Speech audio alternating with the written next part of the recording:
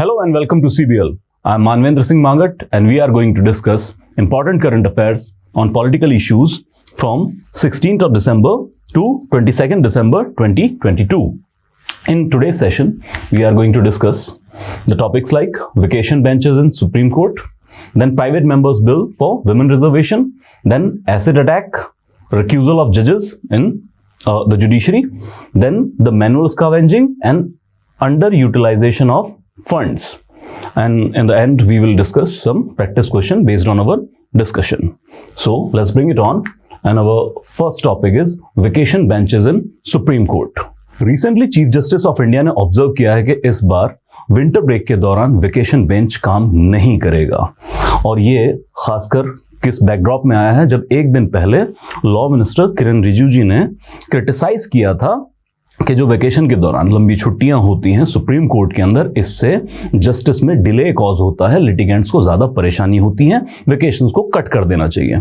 और वेकेशन तो कट नहीं की गई हैं, बट सीजीआई के ऑब्जर्वेशन में जो छुट्टियों के दौरान वेकेशन बेंच काम करता था उसको भी अब नहीं होल्ड किया जाएगा। हाँ, उसकी जगह पे अर्लियर ऑर्डर, हालांकि अभी डिसाइड नहीं किया गया, पहले ही डिसाइड हो चुका था कि सुप्रीम कोर्ट ने अपने एक सर्कुलर के अंदर कहा था कि जो सुप्रीम कोर्ट रजिस्ट्री ऑफिशियल्स हैं, सुप्रीम कोर्ट रजिस्ट्री बेसिकली वो ब्रांच जहां पे केस की फाइलिंग की जाती है और उसके बाद डिफरेंट बेंचेस के आगे केसेस को भेजा जाता है। सुप्रीम कोर्ट की रजिस्ट्री के एक सीनियर ऑफिशियल को डिप्यूट किया जाएगा एज वेकेशन ऑफिसर। छुट्टियों के दौरान ये ऑफिशियल, नॉट जज, ये ड्यूटी पे होंगे, और अगर कोई सुप्रीम कोर्ट अप्रोच करता है फॉर अर्जेंट हियरिंग तो पहले इनके पास केस रजिस्ट्री में होगा और फिर जरूरत पड़ेगी तो उस केस के लिए एक बेंच बना दिया जाएगा छुट्टियों के दौरान। अब ये वेकेशन बेंच क्या है और वेकेशंस क्या है? जैसे किसी भी आम डिपार्टमेंट के अंदर छुट्टियां होती हैं, इसी तरह सुप्रीम कोर्ट के अंदर भी छुट्टियों का सिस्टम है। 2 लॉन्ग ब्रेक्स होते हैं जिसको टेक्निकली हम आगे देखेंगे, during the summers and during winters. जैसे अब सुप्रीम कोर्ट विंटर वेकेशन में जा चुका है और नेक्स्ट ईयर 2 जनवरी के आसपास रीअज्यूम करेगा। इस दौरान सुप्रीम कोर्ट, और ये बाकी कोर्ट्स के अंदर भी है, बाकी कोर्ट्स में भी, डिस्ट्रिक्ट में और जो आपका हाई कोर्ट्स हैं उसमें भी इस तरह के वेकेशंस का सिस्टम है। लेकिन इस दौरान कोर्ट्स पूरी तरह से बंद नहीं होते हैं। अर्जेंट मैटर्स की हियरिंग के लिए 1 या 2 कोर्ट खोल दिए जाते हैं, या यूं कहें 1 या 2 जज को ड्यूटी पे लगा दिया जाता है, जिसको कहते हैं वेकेशन बेंच, और वो सिर्फ अर्जेंट मैटर की हियरिंग करती है, रेगुलर मैटर की हियरिंग नहीं करती है। अब इसी को लेके कहा गया है कि इस बार बेंच काम नहीं करेगा बल्कि वेकेशन ऑफिसर, और फिर जरूरत पड़ेगी तो वेकेशन बेंच होगा। नाउ वी सी कि कोर्ट के वेकेशंस का इशू क्या है। वर्किंग आवर्स या फिर हम कहें वर्किंग डेज बहुत कम है कोर्ट्स के अंदर, ऐसा एक इल्जाम है हमारी जुडिशरी के ऊपर। If we go by numbers and the supreme court rules, supreme court total year के अंदर सिर्फ 193 वर्किंग डेज में काम करता है। देन हाई कोर्ट्स में 210 दिन काम होता है लगभग, और साथ ही में ट्रायल कोर्ट्स जो डिस्ट्रिक्ट लेवल की कचहरी है ये साल में 245 दिन काम करते हैं। अब इसमें वेकेशंस भी हैं और सैटरडे संडे ऑफ भी है। Now we come to high courts के पास पावर है कि वो अपने कैलेंडर ईयर को खुद सर्विस रूल्स के मुताबिक एडजस्ट कर सकते हैं, छुट्टियां अनाउंस कर सकते हैं।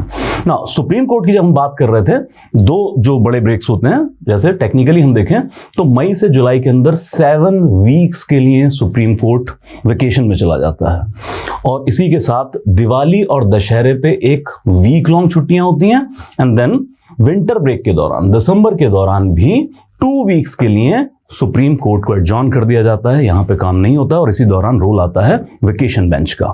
देन फॉर कैलेंडर ईयर 2023 का अगर हम देखें जो सुप्रीम कोर्ट ने अपना जारी किया है, उसके अकॉर्डिंग तो इस बार 193 डे भी काम नहीं करेगा आने वाले साल में सुप्रीम कोर्ट। इस दौरान सिर्फ 180 डेज को वर्किंग आवर डिक्लेयर किया गया है, वर्किंग डे डिक्लेयर किया गया है। नाउ सुप्रीम कोर्ट ये जो 2 लॉन्ग वेकेशन लेता है, जैसे हमने बात की, इस दौरान फुली क्लोज नहीं होता है, वेकेशन बेंच के थ्रू अर्जेंट मैटर की हियरिंग की जाती है। नाउ वेकेशन बेंच ये स्पेशली कॉन्स्टिट्यूट किए जाते हैं बाय द सीजीआई और डिफरेंट कोर्ट्स के अंदर, जैसे हाई कोर्ट है तो chief justice of the high court. Then litigants supreme court approach कर सकते हैं, जैसे हमने बात की है, लेकिन किस तरह के मैटर्स के अंदर? अर्जेंट मैटर्स, और ज्यादातर इनमें होते हैं बेल एप्लीकेशंस और साथ में एविक्शन प्लीज, कहीं से किसी को निकालना है, कुछ इंजंक्शन अगर पास करना है अर्जेंट मैटर के अंदर। देन लीगल प्रोविजन कहां है, कहां से आती है सुप्रीम कोर्ट को इस तरह के वेकेशन बेंच बनाने या ना बनाने की power? So it comes to under rule 6 of order 2 of the supreme court rules 2013 के रूल्स पास किए गए हैं सुप्रीम कोर्ट की तरफ से। और यहां पे बात की गई है कि सीजेआई एक डिवीजन बेंच को नॉमिनेट कर सकते हैं for hearing urgent matter during the summer vacation period. और इसी के साथ यही रूल सीजेआई को इजाजत देते हैं कि समर वेकेशन या विंटर वेकेशन के दौरान अर्जेंट मैटर्स को सुनने के लिए डिवीजन बेंच भी काम कर सकती है और साथ में सिंगल जज की सिटिंग भी अलाउ की जा सकती है। अब हम ये जानते हैं कि सिंगल बेंच में सुप्रीम कोर्ट काम नहीं करता है, इसके बावजूद रूल्स इजाजत देते हैं कि वेकेशन के दौरान, वेकेशन बेंच के दौरान सिंगल जज मैनर में सुप्रीम कोर्ट काम कर सकता है। लेकिन रेगुलर अगर हम कोर्स ऑफ एक्शन देखें तो सुप्रीम कोर्ट सिंगल बेंच में काम नहीं करता है। देन वी कम टू जहां पे भी नेसेसरी लगे सो डिवीजन बेंच या उससे ज्यादा जजेस का बेंच भी बनाया जा सकता है ड्यूरिंग समर वेकेशन। तो वो तो इजाजत है ही कोर्ट्स के पास, सीजेआई के पास, he is the master of the roster. Then what are the issues with the vacations? अब इसको लेके इतना हंगामा क्यों है? देखिए, एक साइड ये कहती है कि देखिए पेंडेंसी बहुत ज्यादा है और अगर इतनी लंबी लंबी छुट्टियां कोर्ट्स करेंगे, जजेस छुट्टी पे जाएंगे, अब वो चाहे सुप्रीम कोर्ट की बात हो, चाहे डिस्ट्रिक्ट कोर्ट की बात हो, चाहे हाई कोर्ट्स की बात हो, तो इससे पेंडेंसी ऑफ लिटिगेशन ये बढ़ता ही चला जाएगा और वही चीजें कि तारीख पे तारीख मिलती चली जाएगी, लोगों को न्याय नहीं मिलेगा। तो इसके लिए वर्किंग डेज को बढ़ाया जाए कोर्ट्स के अंदर। सो इसको लेके हंगामा है। बट अगर हम इश्यूज देखें, so okay, on prima facie it is not convenient for justice seekers. So जैसी छुट्टियां होंगी तो जाहिर सी बात है केस पेंडेंसी में चला जाएगा, अगली तारीख दे दी जाएगी, तो लॉन्ग तारीखें पड़नी शुरू हो जाएंगी और पाइल अप बढ़ता चला जाएगा। इसी के साथ it slows the pace of judicial proceedings और ऑर्डिनरी लिटिगेंट। अब क्योंकि हमने बात की है जो वेकेशन बेंच है वो सिर्फ अर्जेंट मैटर सुनता है, ऑर्डिनरी मैटर नहीं सुनेगा, रेगुलर मैटर नहीं सुनेगा। तो ऑर्डिनरी लिटिगेंट के पास अब कोई और रास्ता नहीं बचता है, just unavoidable delay in listing the case. तो जब छुट्टियां खत्म होंगी तब सुनवाई इस पे शुरू होगी। Then we come to it is also in congress with the European practice. Now, what is the problem with these vacations? या फिर ये कस्टम कहाँ से डेवलप हुआ है?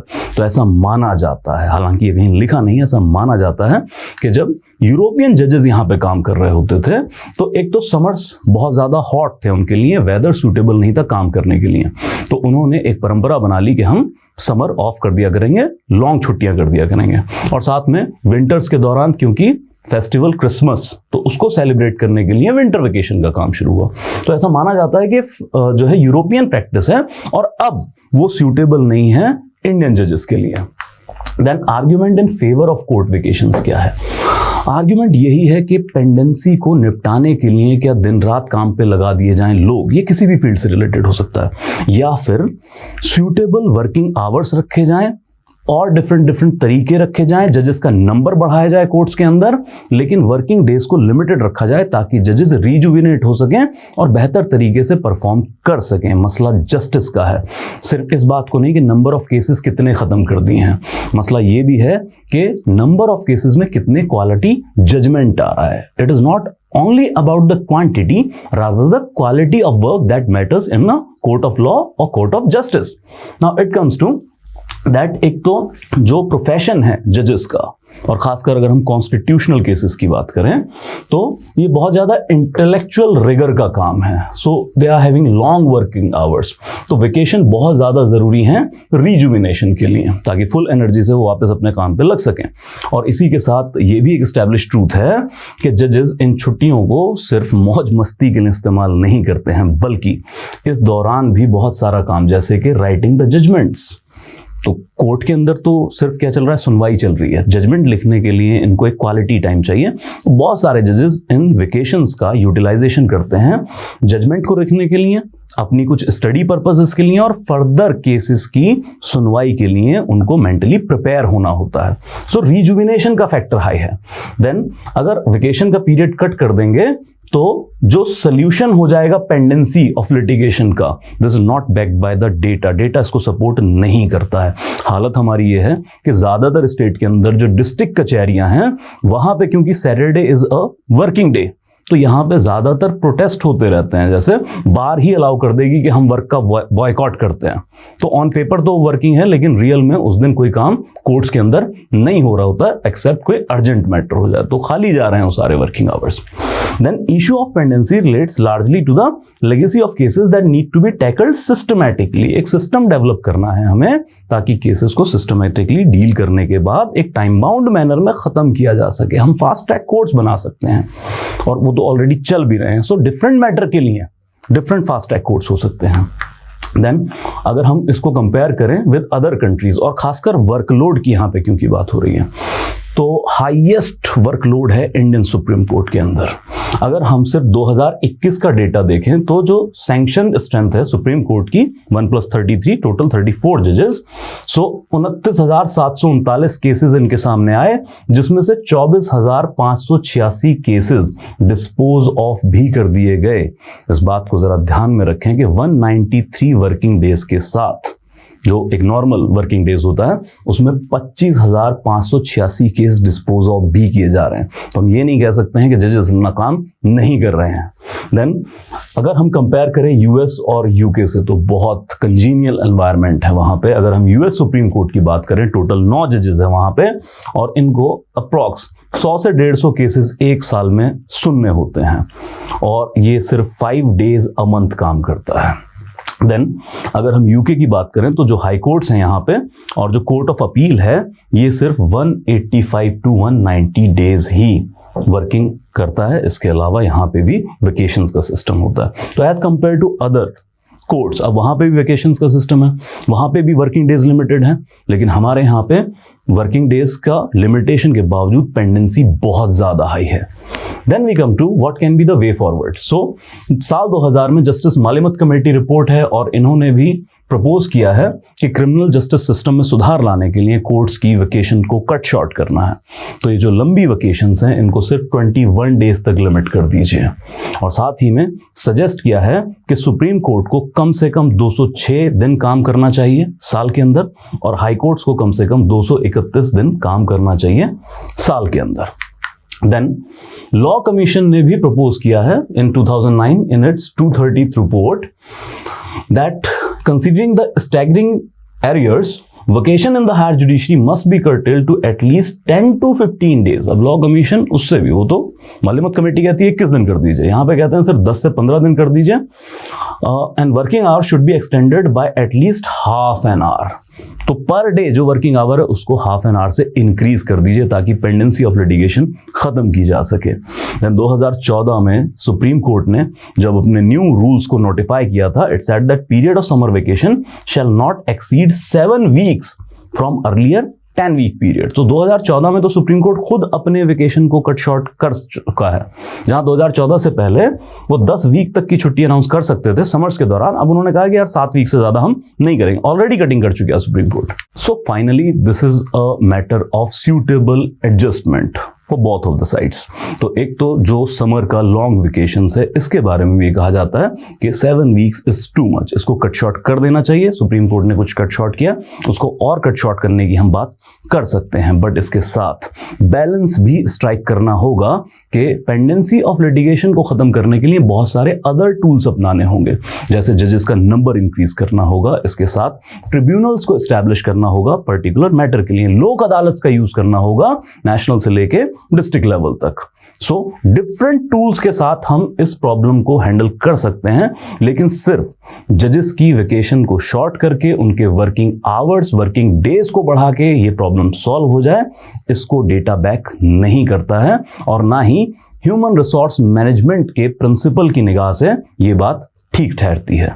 Now we move to our next topic and that is private member bill for women reservation in legislatures, that is the legislative assembly and the Lok Sabha। जिस तरह से हर इलेक्शंस आई ओपनर होते हैं about the women representation in legislature, इसी तरह हाल ही में हुए गुजरात और हिमाचल प्रदेश के विधानसभा इलेक्शंस में भी बहुत मियर्ज रिप्रेजेंटेशन है विमेन का। अगर हम गुजरात की बात करें तो 182 स्ट्रॉन्ग लेजिस्लेटिव असेंबली सीट्स के अंदर सिर्फ 8% ही विमेन लेजिस्लेटर को इलेक्ट किया जा सका है।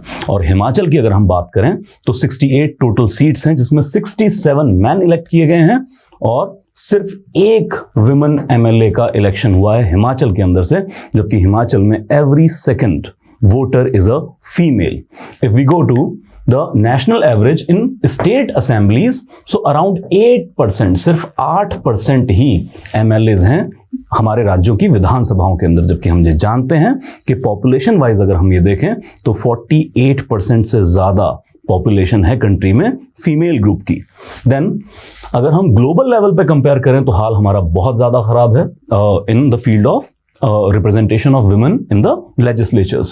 So इंटर पार्लियामेंट्री यूनियन की लेटेस्ट रिपोर्ट बताती है कि 193 कंट्रीज की फहरिस्त में हम 144वें स्थान पे आते हैं. सो टॉप 100 के अंदर भी नहीं है. और अगर हम कंपेयर करें अपने पड़ोसी मुल्कों के साथ तो India even falls behind the Bangladesh, the Pakistan and Nepal as well. और अगर हम लोकसभा की बात करें तो on an average 9% female representation है लोकसभा के अंदर. बट हमें यहाँ पे ये भी याद रखना चाहिए कि साल 2019 के लोकसभा इलेक्शन में विद 78 फीमेल एमपीज 14% रिप्रेजेंटेशन है लोकसभा के अंदर, करंट लोकसभा के अंदर, और ये हाईएस्ट है since independence. Now we move to that what is the private member bill, क्योंकि 2008 और प्राइवेट मेंबर बिल को लेकर काफी बात होती है कि अगर सरकार नहीं लाती है तो प्राइवेट मेंबर बिल फिर से लाए जा सकते हैं और उसको पास कराया जा सकता है सभी पॉलिटिकल पार्टी की सहमति से. So what is private member bill? As plain as it is that a bill introduced by a member other than minister is term as private member bill. So अगर कोई भी काउंसिल ऑफ मिनिस्टर का member, एक minister अगर लोकसभा राज्यसभा में bill पेश करते हैं तो उसको कहते हैं पब्लिक बिल या गवर्नमेंट बिल. लेकिन इसके अलावा कोई भी एमपी, अब वो चाहे किसी भी पॉलिटिकल पार्टी से हो, बीजेपी से हो, कांग्रेस से हो, चाहे वो तृणमूल कांग्रेस से हो, अगर वो कोई बिल पेश करते हैं जो काउंसिल ऑफ मिनिस्टर के मेंबर नहीं है तो फिर इसको कहा जाता है प्राइवेट मेंबर बिल. देन इस बिल को ड्राफ्ट करने की सोल रिस्पॉन्सिबिलिटी कंसर्न मेंबर की होती है. तो सरकार तो सपोर्ट नहीं करेगी, सरकार सपोर्ट करे तो खुद का पब्लिक बिल ना ले आए. और इसी के साथ यूजुअली फ्राइडे का दिन रखा जाता है और 1 मंथ का प्रायर नोटिस देना होता है प्राइवेट मेंबर बिल को इंट्रोड्यूस करने के लिए. साथ ही में chairman in case of Rajya Sabha या speaker in case of Lok Sabha, इनकी परमिशन रिक्वायर्ड है to get the bill tabled in the concern house. Now अगर हम हिस्ट्री देखें प्राइवेट मेंबर बिल की कि कितने पास हुए हैं तो नंबर बहुत शॉर्ट है. सो हजारों लॉस पास हुए हैं आज़ादी के बाद, लेकिन उसमें से आज तक सिर्फ 14 प्राइवेट मेंबर बिल पास हो चुके हैं. 1950 से सिर्फ 14 प्राइवेट मेंबर बिल पास हुए हैं. क्यों? बड़ा लो चांसेस होता है प्राइवेट मेंबर बिल के पास होने का. रीजन इज दिस कि कम से कम लोकसभा में तो मेजॉरिटी में सरकार है, एब्सोल्यूट मेजॉरिटी उनके पास, और किसी भी बिल को पास होने के लिए अगर सिंपल मेजॉरिटी की जरूरत है और अगर वो कॉन्स्टिट्यूशनल अमेंडमेंट बिल है तो स्पेशल मेजॉरिटी. तो सरकार डिसअलाउ कर देती है ज्यादातर, जो रूलिंग पार्टी है डिसअलाउ के अगर अच्छा बिल है तो हम अपने नाम पे लाएंगे, प्राइवेट मेंबर बिल क्यों हम पास करवाएंगे. देन वी कम टू हालांकि ऐसा है कि इन 14 बिल में भी बहुत इंपॉर्टेंट लॉज भी पास हुए हैं as a private member bill. जैसे हम बात करें 26th कॉन्स्टिट्यूशनल अमेंडमेंट की, तो जो प्रीवी पर्स को अबॉलिश किया गया था इन 1971 वो प्राइवेट मेंबर बिल के द्वारा, और साथ ही में 61st कॉन्स्टिट्यूशनल अमेंडमेंट था 1989 का, जिसमें वोटिंग एज 18 कर दी गई थी 21 से घटा के. सो ऐसे इंपॉर्टेंट लॉज भी पास हुए हैं और साथ में ये कॉन्स्टिट्यूशन अमेंडमेंट बिल है. तो एक और फैक्ट हम तैयार कर लेंगे कि क्या प्राइवेट मेंबर बिल के जरिए कॉन्स्टिट्यूशन अमेंडमेंट की जा सकती है. आंसर इज यस, की जा सकती है. Now we come to that हालांकि 1970 से अब तक कोई भी प्राइवेट मेंबर बिल पास नहीं हो सका है. तो आते रहते हैं, टेबल होते रहते हैं.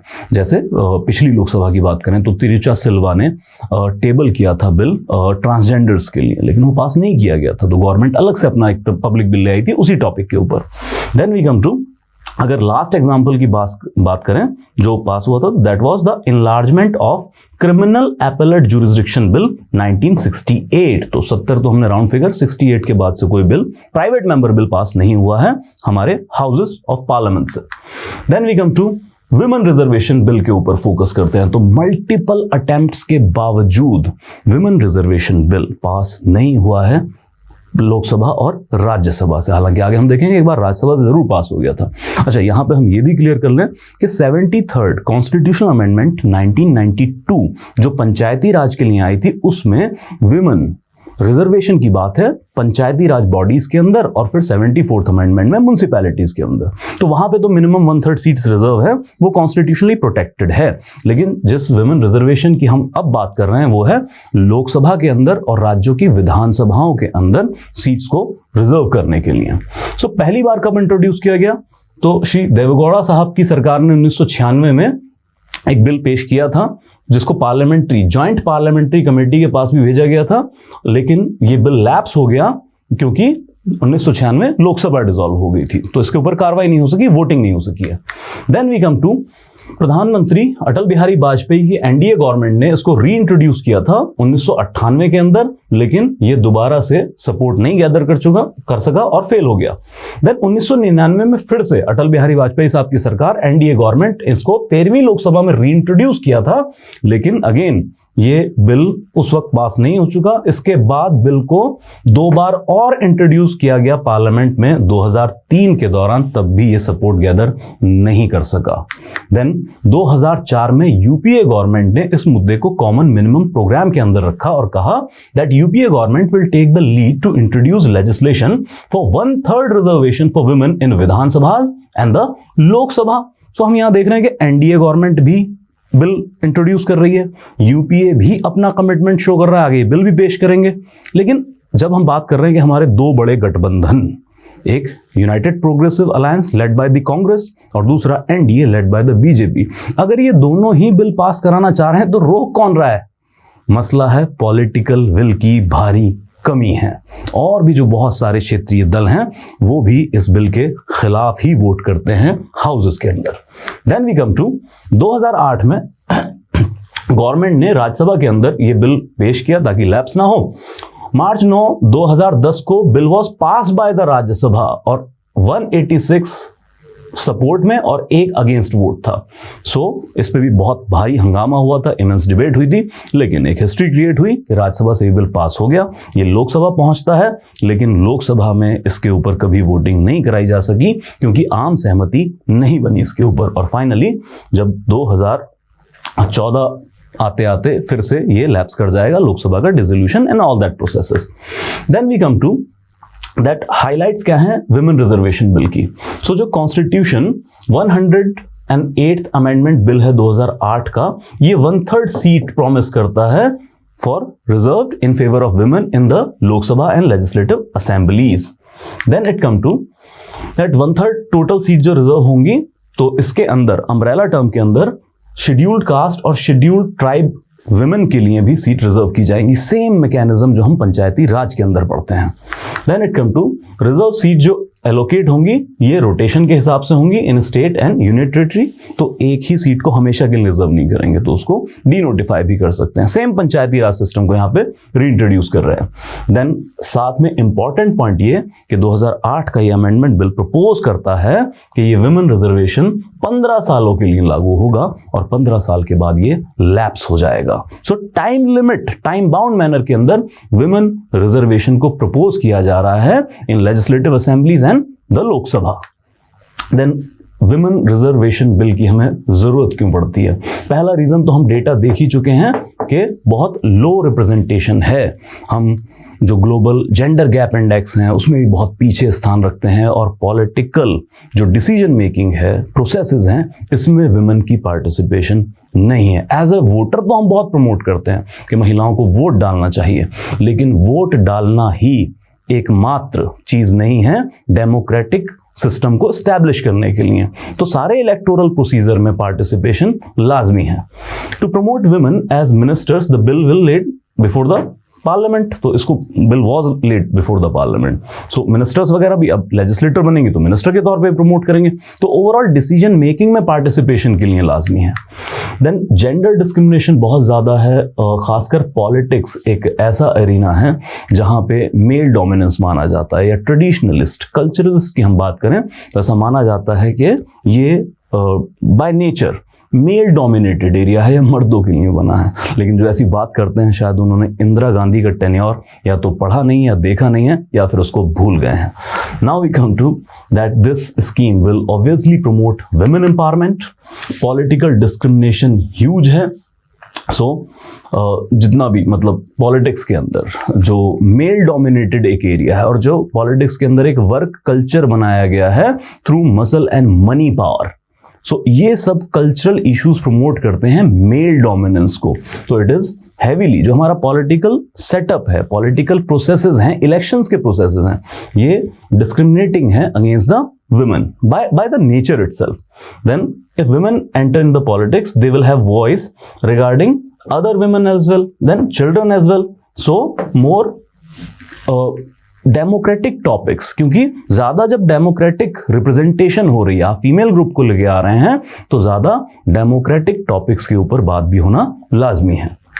Then we come to that higher level पे बहुत फ्यूअर अपॉर्चुनिटी है। हायर लेवल इसलिए क्योंकि पंचायती राज और म्यूनसिपैलिटी में सीट रिजर्व्स हैं, तो वहां पे तो फिर भी एक सिक्योरिटी है कि आप इलेक्शंस लड़ सकते हैं, लेकिन हायर लेवल पे इस तरह की कोई सिक्योरिटी नहीं दी जा रही है।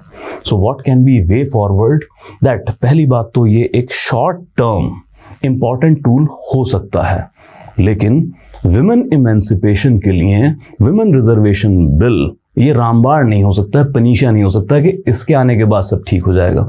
तो एक तो मल्टी पर्सपेक्टिव अप्रोच चाहिए, बहुत सारे अदर फील्ड्स के अंदर, एजुकेशन के अंदर, हेल्थ के अंदर, या फिर हम बात करें सिलेक्टिंग द कैरियर, इन सब चीजों के अंदर, इकोनॉमिक एम्पावरमेंट के अंदर बहुत सारे रिफॉर्म्स की जरूरत है। बट फौरी तौर पे, क्योंकि लेजिस्लेचर वो जगह है जहां पे पॉलिसीज का निर्माण किया जाता है, रूल्स एंड लॉज बनाए जाते हैं, यहां पे शॉर्ट टर्म के लिए विमेन को रिजर्वेशन के थ्रू रिप्रेजेंटेशन देना लाजमी है।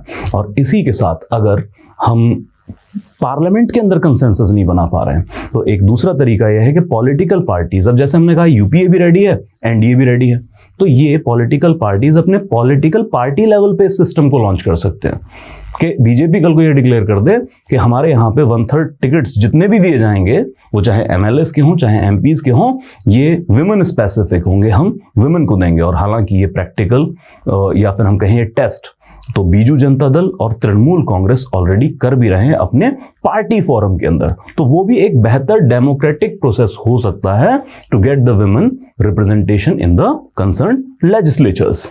Now we move to our next topic, that is acid attack.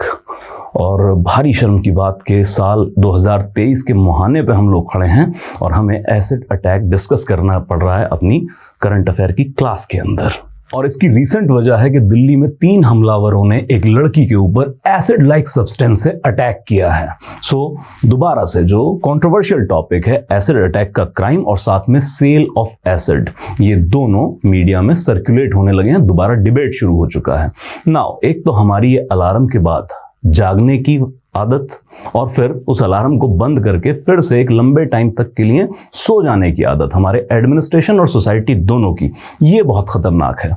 जब हम बात कर रहे हैं कि निर्भया के बाद भी इस तरह का क्राइम अगेंस्ट वुमेन को एंटायरली हमने रिव्यू करने की कोशिश की थी as a society, as a legislature, as a administration, तो उसके बाद भी इन चीजों पर काबू क्यों नहीं पाया जा रहा है। Now we come to that acid attack का अगर हम केसेस का जिक्र करें तो नेशनल क्राइम रिकॉर्ड ब्यूरो इसका डेटा हमें बताता है कि साल 2019 में 150 ऐसे केसेस को रिपोर्ट किया गया है या फिर रजिस्टर किया गया है।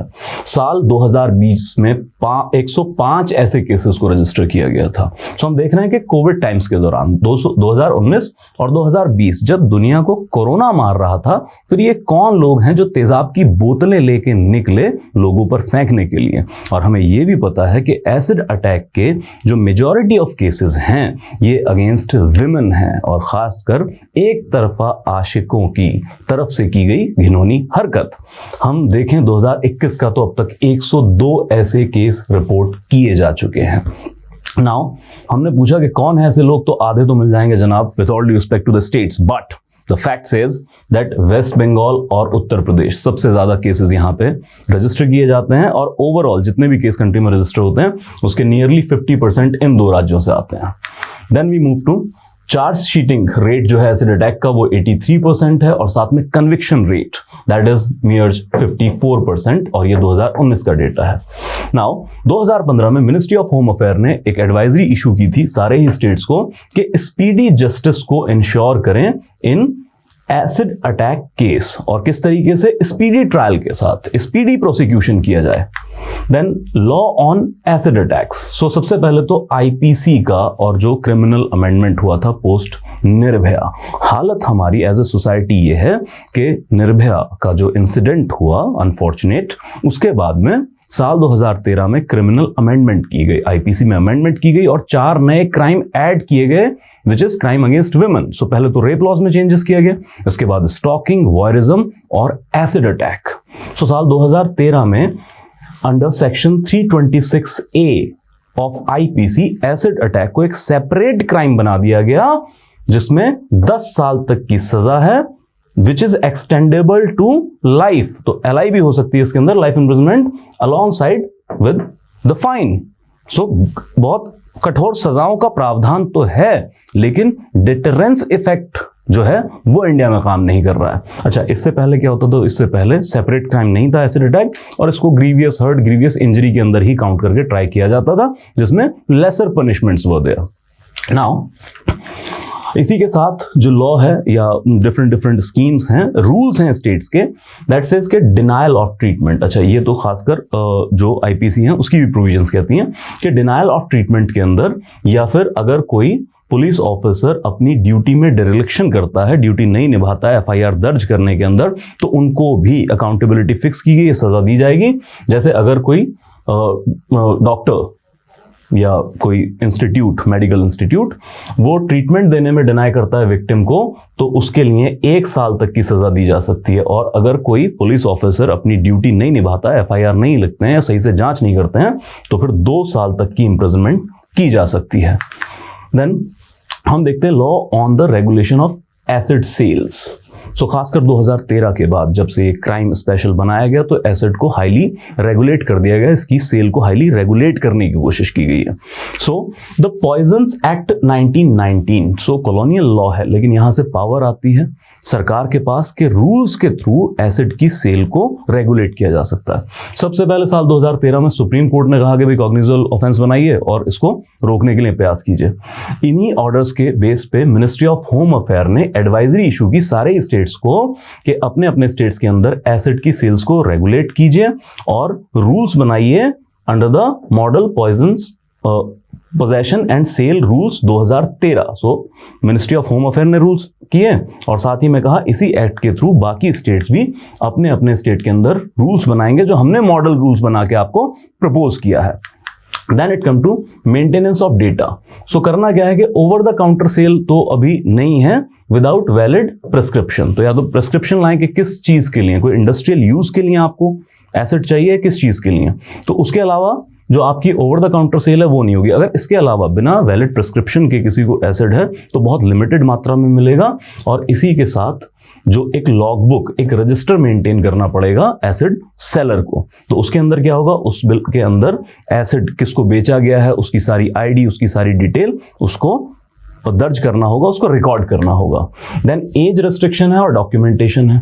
तो एक तो 18 साल से कम के किसी व्यक्ति को एसिड बेचा जा नहीं सकता है, और दूसरा फोटो आईडी कार्ड लाइक आधार कार्ड या कुछ इस तरह का जमा कराना होगा कि आप कौन व्यक्ति एसिड खरीद के जा रहा है, एक प्रॉपर रिकॉर्ड मेंटेन करना है। Then confiscation of acid stock. जितने भी सेलर्स हैं जो एसिड बेचते हैं, एक तो अपने इलाके के एसडीएम को अपने स्टॉक की लगातार जानकारी देंगे, अपडेट रखेंगे, और अगर कुछ अनडिक्लेयर्ड स्टॉक किसी सेलर के पास पड़ा है तो एसडीएम को कन्फिस्केशन का पावर है कि एक तो ये कन्फिस्केट कर सकते हैं उस एसिड स्टॉक को, और साथ ही में ऐसे सेलर को या जिसने वो स्टॉक रखा हुआ है उस व्यक्ति को 50,000 तक का फाइन इंपोज कर सकते हैं।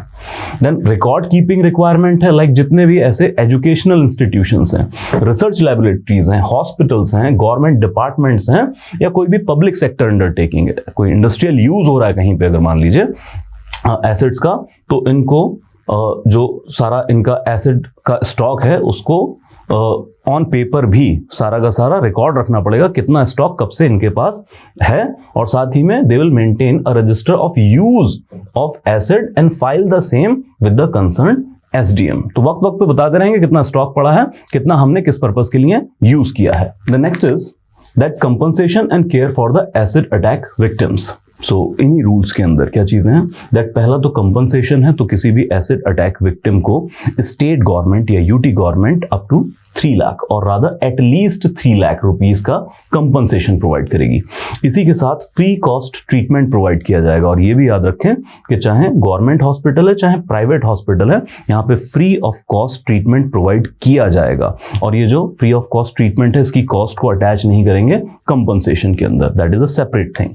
देन रिजर्वेशन ऑफ बेड्स, तो सभी गवर्नमेंट और प्राइवेट हॉस्पिटल से कहा गया है because of the urgency of the case, कि कहीं पे एसिड अटैक हो जाता है तो बहुत अर्जेंट केस होता है, इसके लिए आप 1 या 2 बेड को रिजर्व रखेंगे फॉर एसिड अटैक विक्टिम, ताकि जैसे ही कोई एसिड अटैक विक्टिम हॉस्पिटल में आता है तो उनको तुरंत मेडिकल ट्रीटमेंट दिया जा सके।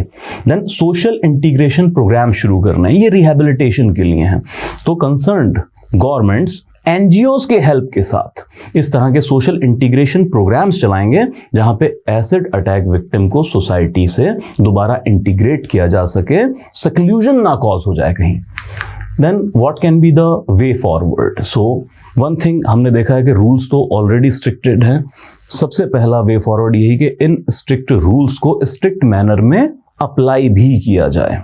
और दूसरा, जब मैटर आता है क्राइम अगेंस्ट वुमेन का, तो ये तो सिर्फ एक पहलू है उसका, इसके लिए आपको ज्यादा हॉलिस्टिक अप्रोच की जरूरत है और एक promise to not leave no one behind, किसी को भी आप पीछे नहीं छोड़ेंगे। सो एसडीजी गोल्स के अंदर भी इस चीज की बात की गई है that living no one behind के डेवलपमेंट के इस रॉ में कोई भी व्यक्ति पीछे ना छूट जाए।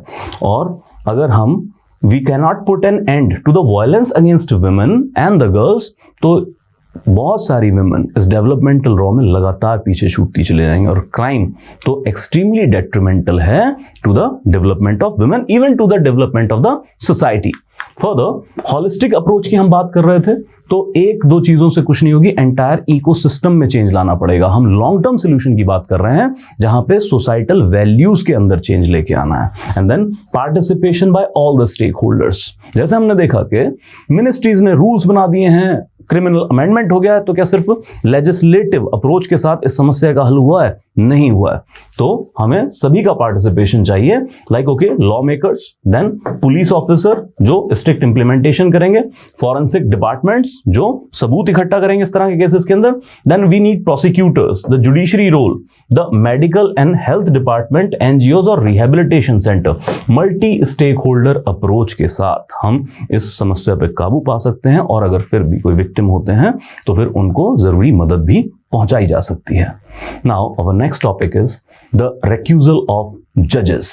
हाल ही में सुप्रीम कोर्ट की ऑनरेबल जज बेला एम त्रिवेदी मैम ने एक केस से अपने आप को रिक्यूज कर लिया है कि मैं इस केस की सुनवाई नहीं करूंगी। और ये केस बहुत कंट्रोवर्शियल है जो कि डील करता है with the case of Bilkis Bano. Gujarat के अंदर जो एक रेप केस है हाईलाइटेड, जिसमें 11 लोगों को कन्विक्ट किया गया था लाइफ इम्प्रिजनमेंट के लिए और फिर इनको 14 साल कंप्लीट होने पर छोड़ दिया गया है। 2002 के दंगों से जुड़ा हुआ ये केस था। सो इस केस का जब अपील आता है कि इनको रिलीज नहीं किया जाना था, इसकी अपील आती है सुप्रीम कोर्ट के अंदर, तो बेला एम त्रिवेदी मैम ने रिक्यूज कर लिया है। अब सबसे पहले रिक्यूजल ऑफ जज क्या है? सो जज के पास ये इनहेरेंट पावर होती है कि किसी केस की सुनवाई से वो खुद को अलग कर सकते हैं कि मैं इस केस की सुनवाई नहीं करूंगा या नहीं करूंगी। लेकिन फिर ये तो ड्यूटी से भागना हो गया, ये तो विम्स एंड फैंसीज पे हो गया। तो रिक्यूजल के लिए वजह होनी चाहिए और वजह यहां पे होता है कन्फ्लिक्ट ऑफ इंटरेस्ट। अगर जज का खुद उस केस से कुछ इंटरेस्ट जुड़ा हुआ है, वो वेस्टेड इंटरेस्ट हो सकता है, वो डायरेक्ट इंटरेस्ट हो सकता है, और उसके क्या एग्जांपल है तो हम आगे देखेंगे। तो इस बेस पे, इस प्रमाइस पे बेस होके जज अपने आप को रिक्यूज कर सकते हैं किसी प्रॉपर केस की हियरिंग से। नाउ रूल ऑफ रिक्यूजल क्या कहते हैं? सो कोई फॉर्मल रूल बेसिकली है ही नहीं और अलग अलग तरह के जजमेंट डील करते हैं रिक्यूजल के लॉस को लेके या रूल्स को लेके। जैसे एक है Ranjit Thakur versus Union of India 1987 का, और इसमें सुप्रीम कोर्ट ने होल्ड किया था कि टेस्ट क्या होना, लिटमस टेस्ट क्या होना चाहिए रिक्यूजल का। तो it observe that the test of the likelihood of the bias is the reasonableness of the apprehension in the mind of the party, not only in the mind of the judge itself, rather in the mind of the party as well. So जज को ये देखना होगा, मतलब अपने mind से पहले ये भी देखना होगा कि पार्टी के माइंड में क्या चल रहा है। अगर मैं कन्फ्लिक्ट ऑफ इंटरेस्ट में हूं तो कहीं ये ना लगे सामने वाली पार्टी को, किसी भी पार्टी को, कि ये जज बायस हो सकता है। देन जज needs to look at the mind of the party as we discussed before him. सबसे पहले पार्टी के बारे में सोचना है, देन खुद के भी माइंड से देख सकते हैं कि मेरा कितना कन्फ्लिक्ट ऑफ इंटरेस्ट अराइज हो रहा है और कितना तटस्थ रह के मैं इस केस की सुनवाई कर सकता हूं या कर सकती हूं। Then we come to reason recusal का, हमने बात की already, conflict of interest.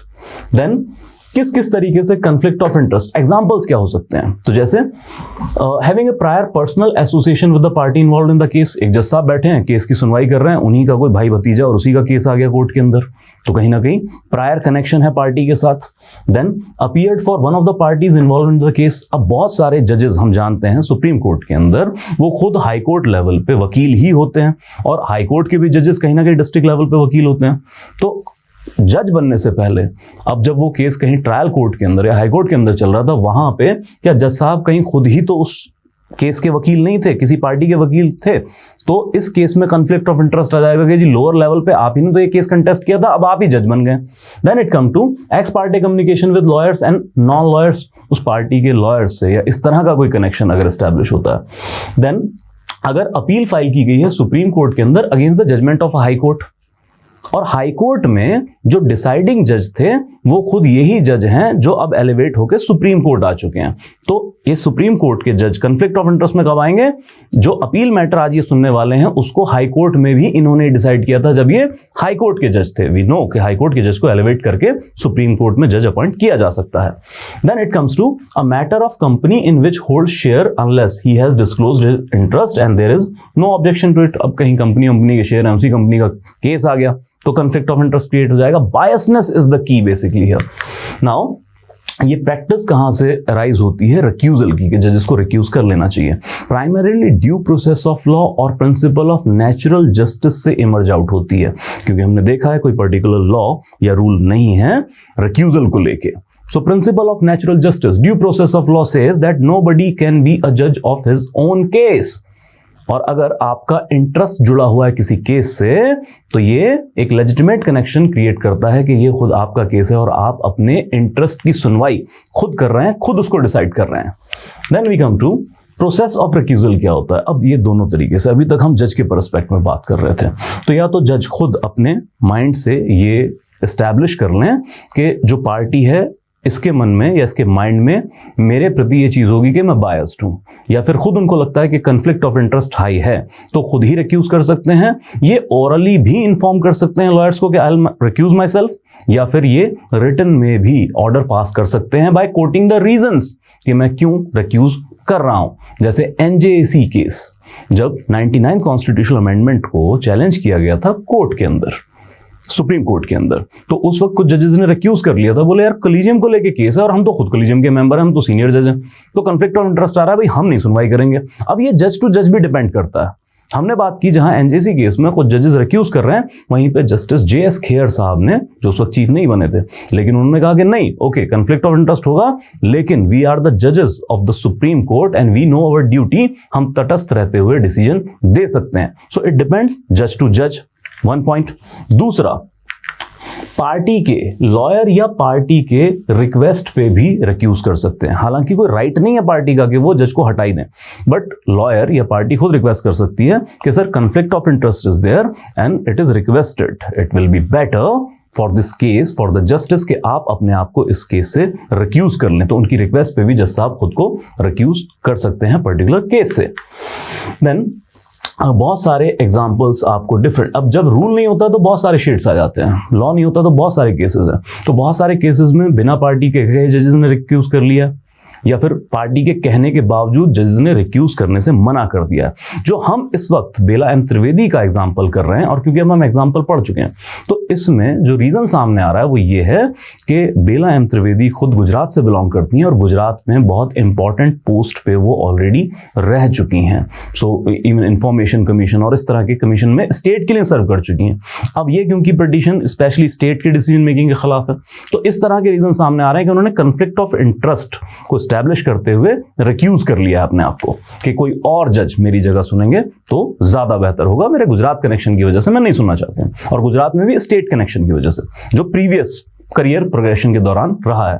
Then अगर कोई जज अपने आप को रिक्यूज कर लेता है तो फिर चीफ, अब क्योंकि रिक्यूज तो हाई कोर्ट के जज भी कर सकते हैं, सुप्रीम कोर्ट के भी, तो चीफ के पास भेजा जाता है इस मैटर को और फिर से एक फ्रेश बेंच बनाया जाता है उस पर्टिकुलर केस की सुनवाई के लिए। Then what are the concern related to recusal. अब इसमें वही पॉजिटिव नेगेटिव हमने देखा, अभी तक तो हम बात कर रहे थे कि प्रिंसिपल ऑफ नेचुरल जस्टिस को इंप्लीमेंट किया जा रहा है कि कोई अपने केस की सुनवाई खुद ना करने लग जाए। लेकिन इसके साथ प्रॉब्लम यह है कि एक तो जुडिशियल इंडिपेंडेंस को अंडरमाइन करता है कि कई बार पार्टीज ही जबरदस्ती रिक्यूजल की रिक्वेस्ट करने लग जाती हैं कि आप जज साहब हट जाइए, तो ये तो फिर चेरी पिकिंग की तरफ चला जाएगा कि पार्टीज या फिर वकील अपने चॉइस की बेंचेस बनवाने लग जाएं। जब आप कोर्ट जाते हैं तो आप कोर्ट के सामने जाते हैं, आप वहां पे जजेस पिक नहीं कर सकते हैं कि मेरा केस कौन सुनेगा, ये कोर्ट का मसला है, कोर्ट को डिसाइड करना है। Then also the purpose of recusal in these cases undermines both independence and impartiality of judges। तो अगर conflict of interest तो फिर तो कोई भी केस नहीं सुनवा, मतलब बहुत सारे केसेस ऐसे हो जाएंगे जहां पे conflict of interest आने लग जाएगा। अब फंडामेंटल राइट के केसेस हो जाएंगे तो फंडामेंटल राइट तो सुप्रीम कोर्ट के जजेस के भी हैं, हाई कोर्ट के जजेस भी हैं, तो वो कहेंगे भाई आप क्योंकि इक्वालिटी पे सुनवाई कर रहे हैं, आपको भी इफेक्ट करता है तो आप रिक्यूज कर लीजिए। तो इस तरीके से बहुत सारे केसेस में तो कोई जज सुनवाई ही नहीं कर पाएगा। Then we come to different interpretations हैं, क्योंकि रूल नहीं है, लॉ नहीं है, तो इस वजह से जजेस अपने थॉट के हिसाब से इंटरप्रेट करते हैं और रिक्यूज या फिर नहीं रिक्यूज करते हैं। तो मेरा ख्याल है सजेशन भी समझ में आ रहा होगा, we need proper laws. Then it also delays the process. अब क्या होता है कि कई बार रिक्यूजल के लिए पिटीशन आ जाती है, उस पर सुनवाई चलने लग जाती है कोर्ट के अंदर, जजेस खुद अपना माइंड मेक करने लग जाते हैं, फिर रिक्यूज कर लेते हैं, फिर नया बेंच बनाना, फिर नए सिरे से सुनवाई करना, इस सब में काफी टाइम वेस्ट होता है। तो डिलेड प्रोसीजर, पहले ही केसेस हमारे डिलेड प्रोसीजर के साथ चलते हैं, उसमें और डिले कॉज करने का काम करता है। Then what can be the way forward. एक तो रिक्यूजल को मैन्यूवर का टूल नहीं बनाना है कि जस्टिस को आप मैन्यूवर करने लग जाएं, ठीक है जी। तो डोंट मेक द सिस्टम के हम बेंचेस, कल को वकील बेंचेस ही पिक करने लग जाएं कि हम तो फला जज के केस में सुनवाई करेंगे। वो अपने वेस्टेड इंटरेस्ट के लिए ऐसे जजेस को चुनेंगे जहां पे उनको रिलीफ की ज्यादा उम्मीद हो। Then judicial officer must resist all manner of pressure regardless of where it comes from, and if they deviate the independence of the judiciary would be undermined and in turn constitution itself. तो जजेस को pressure के अंदर काम नहीं करना है, मतलब कम से कम इस बात में प्रेशर बिल्कुल नहीं लेना। और खासकर आज का जमाना जहां सोशल मीडिया में ट्रॉल्स अटैक करने लग जाते हैं, चारों तरफ से बॉम्बार्डिंग होने लग जाती है कि आप बायस बिहेवियर कर रहे हैं, तो जजेस को इन प्रेशर्स में आके काम नहीं करना है, जस्टिस के अकॉर्डिंग काम करना है। Then what we need a rule. अब रिक्यूजल है, ये तो सच्चाई है, सिस्टम है, तो फिर इसको प्रॉपरली मैनेज करने के लिए we demand a law, a proper rule that can be made by the supreme court itself. और अगर पार्लियामेंट कोई लॉ बना दे तो और बेहतर चीज है। सो रूल्स के थ्रू इसको प्रॉपरली रेगुलेट और इंप्लीमेंट करना होगा। Now we move forward to the problem of manual scavenging. Recently ongoing winter session के अंदर ministry of social justice and empowerment ने लोकसभा के अंदर आइटरेट किया है कि साल 2019 से 22 के दौरान एक भी मौत नहीं हुई है भारत देश में जो मैनुअल स्कैवेंजिंग से रिलेटेड हो। ठीक उसी तरह जैसे कुछ टाइम पहले सरकार ने लोकसभा में यह दावा किया था कि कोविड के दौरान ऑक्सीजन की कमी से एक भी मौत नहीं हुई है भारत देश के अंदर। अब इसके उलट अगर हम मैनुअल स्कैवेंजिंग और इससे जुड़ी डेथ्स की बात करें तो डिफरेंट मीडिया रिपोर्ट्स और एनजीओ के सर्वेस बताते हैं कि 233 मौत हुई हैं इस पीरियड के दौरान due to accidents while undertaking hazardous cleaning of sewer and septic tanks during 2019 to 22। तो एक तरफ 233 का डाटा और हमारी पार्लियामेंट में 0 deaths. Now, what is manual scavenging? So it is defined as removal of human excrement from public streets and dry latrines, cleaning septic tanks, gutters and sewers, that too by the human involvement. तो ये तो हम आमतौर पे media पे YouTube पे देखते हैं कि किस तरीके से गटर में ह्यूमंस खुद उतर के बिना किसी सेफ्टी गियर के जाके उसकी सफाई के कामों में लगे हुए हैं। इससे उलट हम जानते हैं कि बहुत सारी पॉइजनस गैसेस होती हैं जो इंस्टेंट दम घुटने का कॉज क्रिएट करती हैं और इंस्टेंट डेथ में रिजल्ट हो जाती हैं। देन इंडिया ने अब फिर से वही कि कानून हमारे पास बहुत सारे हैं, मसला इम्प्लीमेंटेशन का है। नाउ सबसे इंपॉर्टेंट एक्ट हमारे पास है manual scavengers and their rehabilitation act 2013, और इसके तहत इस प्रैक्टिस को बैन कर दिया गया है। Legally it is band. So the act bans the use of any individual, कोई भी इंडिविजुअल मैनुअली, मतलब मशीनों की बात अलग है, और ये प्रपोजल भी आ गया, अलग अलग लॉज अलग प्रोग्राम में है कि मशीन्स के थ्रू ये काम किया जाए। सो आज के दौर में जब इंडिया कहता है कि हम विश्व गुरु बनेंगे या फिर हम आर्टिफिशियल इंटेलिजेंस का यूज करेंगे, हमें अपने सेप्टिक टैंक सीवर की सफाई के लिए भी ह्यूमन को एम्प्लॉय करना पड़ रहा है।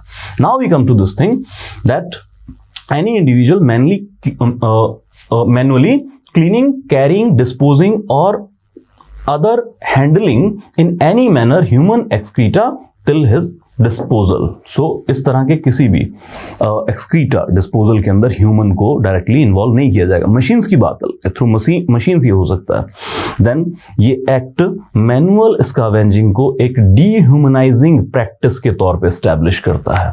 नाउ प्रॉब्लम क्या है, what are the reason for prevalence of manual scavenging? एक तो टेक्नोलॉजिकल एडवांसमेंट नहीं है, हमें पता है, तो उतनी सारी मशीनें अवेलेबल नहीं है, मशीनों की कॉस्ट अलग गेम है, ह्यूमन वही दिहाड़ी दे दीजिए, काम आप आसानी से करवा लीजिए, तो उस तरह की एक तो प्रैक्टिसेस जो हैं, और इसी के साथ इनडिफरेंट एटीट्यूड है। तो बहुत सारे जो इंडिपेंडेंट सर्वेज हैं ये बताते हैं कि इवन द स्टेट गवर्नमेंट्स, ठीक है, और लोकल गवर्नमेंट्स, ये इस चीज को तवज्जो ही नहीं देते हैं कि ह्यूमंस को इन्वॉल्व नहीं करना। एक इंडिफरेंट एटीट्यूड है। रादर जब हम आगे देखेंगे कि इस मैनुअल स्कैवेंजिंग के साथ एक और चीज अटैच है, वो है caste identities. So with all due respect, कुछ कास्ट का खासकर इस पेशे के अंदर होना या फिर हिस्टोरिकल रीजंस की वजह से शेड्यूल कास्ट का इस पेशे के साथ अटैच होना, ज़्यादा से ज़्यादा लोग उन कास्ट के हैं, तो इस वजह से भी कि हाँ ये तो पेशा है इस सेक्शन ऑफ सोसाइटी का, इसको ऐसे ही चलने दीजिए। सो इट इज़ नॉर्मलाइज कि यही काम है, चलता है, इसी तरह से चलने दें। एक इनडिफरेंट एटीट्यूड है। Then issue of outsourcing. अब बहुत सारे लोकल बॉडीज क्या करते हैं, म्युनिसिपैलिटीज, कॉर्पोरेशन ये करते हैं कि सफाई के काम को आउटसोर्स कर देते हैं किसी कॉन्ट्रैक्टर को। अब ये कॉन्ट्रैक्टर खुद कोई पक्के कॉन्ट्रैक्टर नहीं होते हैं कि रातों रात बना लिया, 4 दिन ये काम किया, उसके बाद गायब, और ये पक्के तौर पे अपने वर्कर को अपने साथ रखते नहीं हैं। तो इनके जो वर्कर का लॉग बुक्स होता है उसमें भी प्रॉपर एंट्रीज नहीं होती हैं, और कई बार जब डेथ होती है ऐसे वर्कर की जो इंडिपेंडेंट कॉन्ट्रैक्टर के थ्रू मैनुअल स्कैवेंजिंग कर रहा है, तो ये हाथ खड़े कर देते हैं कि जी हमारा कोई रिलेशन नहीं है जी, ये तो एक दिन के लिए आया था, थोड़े से काम कर रहा था, बट हमारा पक्का वर्कर है नहीं। तो उस मैनर में कंपनसेशन वगैरह का भी प्रोसेस डिफिकल्ट हो जाता है। देन सोशल इश्यूज क्या हैं, जैसे हमने बात की, it is a practice driven by the caste, the class या फिर इनकम डिवाइड। सो दो चीजें, तो एक तो कास्ट और एक इनकम डिवाइड, ये प्रॉब्लम है। और कास्ट सिस्टम खासकर which we call the so-called lower caste इसके अंदर involve है, and rather the societal attitude they are expected to perform these type of functions। ये वो कल्चरल सोशल मिलियू की देन है कि ये प्रैक्टिस अभी भी चल रही है। देन 1993 में, ऑलरेडी बहुत पहले से इस तरह के कामों के ऊपर बैन की बात की गई थी। So there was an act that was the Employment of Manual Scavengers and Construction of Dry Latrine Prohibition Act 1993। तो उसी में इस तरह के एम्प्लॉयमेंट के ऊपर बैन कर दिया था कि वो इस तरह का एम्प्लॉयमेंट प्रोवाइड नहीं करेगा। देन इसके अब होता क्या, प्रॉब्लम ये है कि इस तरह के सारे कानून फेल क्यों हो जाते हैं। एक तो भारत देश में गरीबी बहुत ज़्यादा है, फिर कास्ट आइडेंटिटीज आपके पेशे के साथ भी अटैच हैं, और इसके बाद जॉबलेसनेस बहुत ज़्यादा है। तो मतलब स्किल्ड लोगों को रोजगार नहीं मिल रहा है, अभी अनस्किल्ड लोग हैं, तो फिर और कोई रोजगार ना होने की वजह से, एक सोशल एक्सेप्टेंस ना होने की वजह से इन अदर जॉब्स, तो कहते हैं कि कुछ और नहीं है तो इसी काम को कंटिन्यू करते रहें, कुछ आमदन तो होगी, तो they are rather forced to do this inhuman dehumanising practice. Now what are the steps to tackle the menace of manual scavenging? So सबसे पहले तो एक बिल प्रपोज्ड है, और इसको हालांकि कैबिनेट की मंजूरी नहीं मिली है। सो 2013 का जो एक्ट है, मेन एक्ट है, उसी में अमेंडमेंट का प्रपोजल है। This will be the manual scavengers and their rehabilitation amendment bill 2020। So ये एक प्रपोज करता है completely mechanise sewer cleaning and introduce ways for on-site protection and provide compensation to manual scavenger in case of sewer deaths। अब पहली बात तो यह है कि सिवर के अंदर ह्यूमन का उतरना तो ये तो प्रोहिबिटेड ही है, लेकिन अगर फिर भी इस काम के दौरान आप मशीन्स के थ्रू भी करते हैं और रिजल्टेंट इफेक्ट में किसी की डेथ हो जाती है, तो compensation will be mandatory through this amendment. Then this is still awaiting the cabinet approval. तो अभी इस बिल को इंट्रोड्यूस नहीं किया गया है. Then there is the building and maintenance of insanitary latrine act of 2013. इसके अंदर सिंपल ये चीज है कि जो भी एक तो ड्राई लेट्रीन्स हैं, बेसिकली हम बात करें अनसैनिटरी टॉयलेट्स, एक तो ये कंस्ट्रक्ट ही नहीं करने हैं, और अगर जहां पे कंस्ट्रक्टेड हैं तो फिर किसी ह्यूमन को मैनुअल स्कैवेंजिंग के लिए हायर नहीं कर सकते हैं इन जगह की क्लीनिंग्स के लिए. उसके ऊपर रोक की बात करता है. And that it also provides constitutional responsibility to provide alternative jobs. So जितनी भी कंसर्न्ड गवर्नमेंट्स हैं उनकी कॉन्स्टिट्यूशनल रिस्पॉन्सिबिलिटी है कि मैनुअल स्कैवेंजर से जिन लोगों को बाहर लाया गया है उनको अल्टरनेटिव जॉब्स में एडजस्ट किया जाए. Then there is also the Scheduled Caste and Scheduled Tribe Prevention of Atrocities Act 1989, और ये भी इस तरह की जितनी भी इंटीग्रेटेड प्रोसेसेस हैं जो मैनुअल स्कैवेंजिंग या फिर जाति विरुद्ध या फिर जाति के भेदभाव से जुड़ी जितनी भी इस तरह की प्रैक्टिसेस हैं उन सब को ना सिर्फ प्रोहिबिट करता है बल्कि क्रिमिनलाइज भी करता है. देन देयर इज सफाई मित्र सुरक्षा चैलेंज. अब इसको ministry of housing and urban affair ने लॉन्च किया था साल 2020 में वर्ल्ड टॉयलेट डे के ऊपर.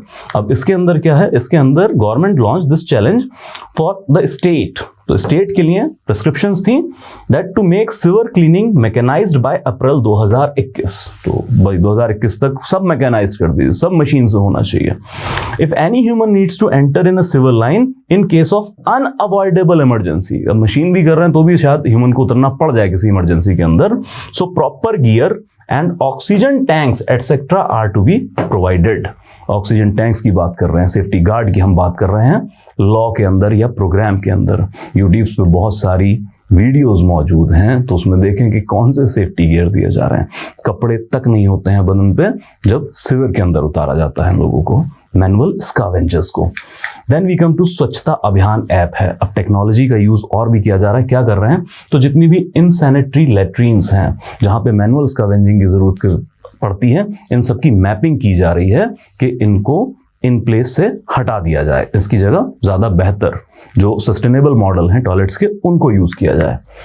Then there is a national action plan for mechanized sanitation ecosystem. नमस्ते बोलते हैं इस स्कीम को, and it is undertaken jointly by the Ministry of Housing and Urban Affairs and Ministry of Social Justice and Empowerment. And this is targeted to eradicate unsafe sewer and septic tank cleaning practices. So multi perspective approach यहां पे भी लाजमी है.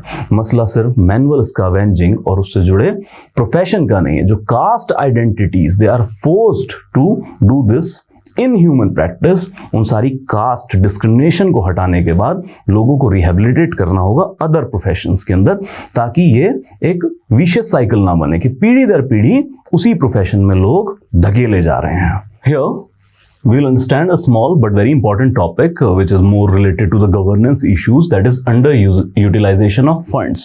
अब ये आम तौर पे एक क्राई रहता है कि सरकार के पास पैसे नहीं है और बहुत सारी गवर्नमेंट स्कीम्स और उस पर वो प्रॉपर खर्च नहीं कर सकती है because we are low income low saving country. But जो बजटरी एलोकेशंस के थ्रू या डिफरेंट प्रोग्राम्स के थ्रू पैसा एलोकेट किया जाता है, क्या हमारा एडमिनिस्ट्रेशन इतना कैपेसिटी बिल्डअप है कि उस फंड को ऑप्टिमली यूज कर सके पब्लिक पॉलिसी के लिए? Answer is no. बहुत सारी इवन कैग की रिपोर्ट्स में डिफरेंट रिपोर्ट्स के अंदर हालत हमारी ये कि नेशनल हेल्थ मिशन के भी जो फंडिंग आती है स्टेट्स को वो भी अंडर यूटिलाइज्ड होती है. ये लैप्सेबल फंड्स होते हैं ज्यादातर, जो बजटरी एलोकेशन है तो लैप्सेबल फंड है. तो इसके साथ दिक्कत ये है कि वापस चला जाता है पैसा. हालांकि बजट के थ्रू नॉन लैप्सेबल फंड भी हो सकता है, लेकिन जहां पे लैप्सेबल फंड्स होते हैं उसमें दिक्कत यह है कि फाइनेंशियल ईयर खत्म होने के बाद गवर्नमेंट ऑफ इंडिया के पास पैसा वापस चला जाएगा. इसका मतलब the concern ministry, concern state को यह चीज पता है कि अगर यूटिलाइज नहीं करेंगे तो ये पैसा हमारे पास नहीं रहेगा, ये अनयूज्ड ही वापस चला जाएगा. इस सूरत में भी ज्यादातर फंड पूरी तरह से इस्तेमाल नहीं किए जाते हैं. This is sheer failure of the governance and the administrative agencies. Now we come to this thing कि हाल फिलहाल में क्या है that पार्लियामेंट कमेटी ने ये रिपोर्ट किया है कि एक तो जो श्रेयस स्कीम है इसके अंदर जो पैसा था ये अंडर यूटिलाइज्ड है, और साथ ही में the minister, union minister of women and child development ने लोकसभा में ये रिपोर्ट किया है कि निर्भया फंड के लिए जो फंड दिया जा रहा है स्टेट्स को, ये 70% up to 70% this is not unutilise, 70% तक अनयूटिलाइज्ड ही पड़ा है। और ये हालांकि नॉन लैप्सेबल फंड है, हमने लैप्सेबल नॉन लैप्सेबल की बात की थी, अब हम अभी एसिड अटैक्स की बात कर रहे थे, हम क्राइम अगेंस्ट वुमेन की बात कर रहे थे। अब कई बार हम गवर्नेंस में लिखने लग जाते हैं कि जी इकोनॉमिक दिक्कतें हैं, पैसा नहीं है सिक्योरिटी के लिए, बट हम देख रहे हैं कि जो पैसा अवेलेबल है उसको भी तो यूटिलाइज नहीं कर पा रहे हैं, तो और पैसा मंगा के आपने करना क्या है। Now we come to Nirbhaya fund के बारे में अगर हम जाने तो 1000 करोड़ का नॉन लैप्सेबल फंड है, सेंटर प्रोवाइड करता है and this is utilised by the states. और किस लिए? So ensure the women safety. काफी मीडिया में हाईलाइट रहता है Nirbhaya fund, and we know कि किस दर्दनाक घटना के बाद ये फंड क्रिएट किया गया था, वही अलार्म के बाद जागना और फिर अलार्म बंद करके सो जाना। जब उस वक्त एक पॉलिटिकल सोसाइटल विल इतनी हाई थी वुमेन सेफ्टी को लेके कि आपने निर्भया फंड क्रिएट कर दिया, तो फिर अभी भी केसेस लगातार चल रहे हैं। अब क्या किसी और बड़ी घटना की उम्मीद है कि उसके बाद हम फिर से ऐसी चीजों को रिवाइव करेंगे? आपके मैकेनिज्म को इंप्लीमेंट करना शुरू करें। Then nodal agency for what purpose? For administration of fund. अब फंड कौन मुहैया कराता है? Finance ministry. तो क्या है? डिपार्टमेंट ऑफ इकोनॉमिक अफेयर्स है किसके अंदर? मिनिस्ट्री ऑफ फाइनेंस के अंदर। तो ये एडमिनिस्ट्रेशन ऑफ फंड करते हैं। लेकिन नोडल एजेंसी फॉर एक्सपेंडिचर, जो फ्लो ऑफ मनी होगा, एक्सपेंडिचर होगा, इसकी नोडल एजेंसी है women and child development ministry. तो ये हिसाब किताब रखते हैं स्टेट्स का। देन द स्कीम, ये women and child development ministry जो खुद से भी इंप्लीमेंट कर रही है, इसके थ्रू कुछ initiative like one stop centres, universalisation of women helpline, then महिला पुलिस वॉलंटियर, इस तरह के बहुत सारे इनिशिएटिव्स को फंड भी किया जा रहा है। कम से कम 30% खर्च किया है, तो कम से कम उसके थ्रू कुछ कर रहे हैं। जैसे वन स्टॉप सेंटर क्या है? तो जो भी विक्टिम हैं किसी भी वायलेंस की या किसी एट्रोसिटी की फीमेल, तो वो एक पर्टिकुलर डेस्क पे अप्रोच कर सकते हैं, एक फोन नंबर पे। वहां पे उनको मेडिकल हेल्प, उनको लीगल हेल्प, इसके अलावा कोई साइकोलॉजिकल हेल्प चाहिए या फिर रहने के लिए जगह नहीं है उनके पास, तो ऐसी बहुत सारी फैसिलिटीज एक सेंटर पे अवेलेबल हो जाएंगी। वो निर्भया फंड के थ्रू किया जा रहा है। Then scheme is being implemented by home ministry. Home ministry इसके थ्रू क्या क्या कर रही है? बहुत सारी मिनिस्ट्रीज यूज कर रही हैं इस फंड को। सो इमरजेंसी रिस्पॉन्स सपोर्ट सिस्टम, तो इमरजेंसी के अंदर एकदम से सपोर्ट पहुंचे, और साथ ही में सेंट्रल विक्टिम कंपनसेशन फंड, इसको भी फंड किया जा रहा है निर्भया फंड के थ्रू ही। Now we come to implementation की बात अगर हम करें, जो डेटा हमें बताता है, सो मणिपुर, मेघालय, सिक्किम, त्रिपुरा और दमन एंड दीव ने कोई पैसा खर्च नहीं किया है निर्भया फंड के अंदर। उस पैसे को रख कर क्या रहे हैं आप लोग? नाउ ओनली 4 स्टेट्स हैं, सिर्फ 4 स्टेट हैं जिन्होंने निर्भया फंड के तहत महिला पुलिस वॉलंटियर स्कीम को लॉन्च किया है। बाकी 24 स्टेट ने महिला पुलिस वॉलंटियर स्कीम को लॉन्च ही नहीं किया है। निर्भया फंड का पैसा पड़ा, इसके बावजूद ये काम नहीं कर रहे हैं। सो प्रायोरिटीज देखें स्टेट्स की क्या होनी चाहिए। Now we move to Shreyas scheme. अब ये जुड़ा हुआ है एजुकेशन से रिलेटेड, और खासकर वल्नरेबल सेक्शन ऑफ सोसाइटी के स्टूडेंट की एजुकेशन से related. Now we talk about that ministry of social justice and empowerment जो है वो इस सेंट्रल सेक्टर स्कीम को लॉन्च करता है, रेगुलेट करता है। और क्या है?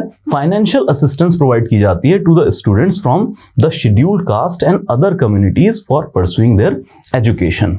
Now it is proposed to be implemented during 2021-22 to the educational session of 25-26। और क्या क्या कवर करेगा? Top class education for scheduled caste, then national overseas scholarship for scheduled caste students, then national fellowship for scheduled caste, then free coaching for scheduled caste and even OBC students. So education की promotion की हम बार बार बात करते हैं। इतनी important एक scheme जिसके through vulnerable section of society को एजुकेशनल अपॉर्चुनिटीज दी जा रही हैं, उसमें भी हायर एजुकेशनल अपॉर्चुनिटीज दी जा रही हैं, तो उसका भी फंड अंडर यूटिलाइज है, उस पैसे को भी एडमिनिस्ट्रेशन इस्तेमाल नहीं कर रहा है। So what we need a robust administration.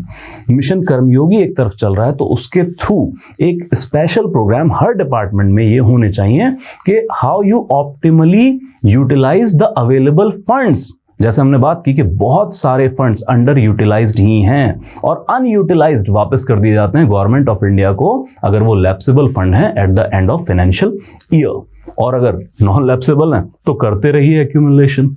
Effective तो नहीं हो पा रहा है आपका फंड को प्रोवाइड करना बजटरी सेशन के अंदर। Now we move to the practice question based on our discussion. So first is about Nirbhaya fund, discuss भी अभी किया है. So it's a non-lapsable corpus fund of 1000 crore given by the center and utilized by the state to ensure women's safety. So yes, it is true, 1000 crore or non-lapsable है. Then Women and Child Development Ministry is the nodal agency for the expenditure. Nodal agency for the expenditure, yes, it is Women and Child Development. Then initiatives like One Stop Center, universalization of Women Helpline are funded by Nirbhaya Fund. Yes, it is also there. Then during the 2020-21 financial year, the Nirbhaya Fund is fully utilized.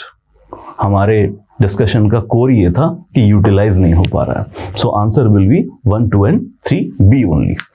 Then we come to another question, that is the consider the following statement. The 73rd Constitutional Amendment Act 1992 provided for minimum 1/3 reservation for women in panchayats.